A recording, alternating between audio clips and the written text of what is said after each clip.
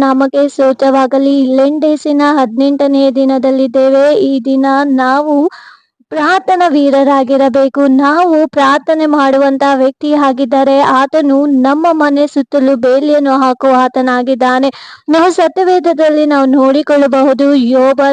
ಯೋಬ 1ನೇ ಅಧ್ಯಾಯ 10ನೇ ವಚನ ಈ ರೀತಿಯಲ್ಲಿ ಹೇಳಲ್ಪಡುತ್ತದೆ, ನೀನು ಅವನಿಗೂ ಅವನ ಮನೆಗೂ ಅವನ ಎಲ್ಲ ಸ್ವಾಸ್ಥ್ಯಕ್ಕೂ ಸುತ್ತಮುತ್ತಲೂ ಬೇಲಿಯನ್ನು ಹಾಕಿದ್ದೀಯಲ್ಲ.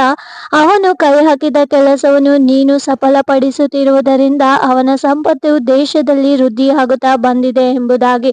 ಹೌದು, ಇವತ್ತು ಯೋಬನು ಒಬ್ಬ ಪ್ರಾರ್ಥನಾ ವೀರನಾಗಿದ್ದನು. ಆತನು ಪ್ರಾರ್ಥನೆ ಮಾಡುವಂತ ವ್ಯಕ್ತಿ ಆಗಿದ್ದರಿಂದ ದೇವರು ಆತನ ಮನೆ ಸುತ್ತಲೂ ಬೇಲಿಯನ್ನು ಹಾಕಿದರು.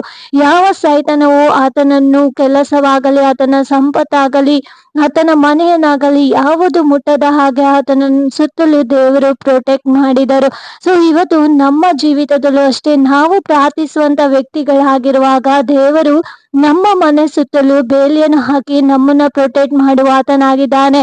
ಅದು ಮಾತ್ರವಲ್ಲ, ನಾವು ಕೈ ಹಾಕುವಂತ ಎಲ್ಲ ಕೆಲಸದಲ್ಲೂ ಕೂಡ ದೇವರು ನಮ್ಮನ್ನ ವಿಶೇಷವಾದಂತ ರೀತಿಯಲ್ಲಿ ಆಶೀರ್ವದಿಸುವ ಆತನಾಗಿದ್ದಾನೆ. ಇವತ್ತು ನಾವು ಪ್ರಾರ್ಥಿಸುವಂತ ವೀರರಾಗಿ ಮಾರ್ಪಡಬೇಕು. ಹಾಗೆ ಇರುವಾಗ ದೇವರು ನಮ್ಮನ್ನ ನಿಜವಾಗಲು ಆತನು ಯೋಬನ ಮನೆ ಸುತ್ತಲೂ ಹಾಕಿದಂತ ಬೇಲಿಯನ್ನು ನಮ್ಮ ಮನೆ ಸುತ್ತಲೂ ಹಾಕುವ ಆತನಾಗಿದ್ದಾನೆ. Thank you. God bless you.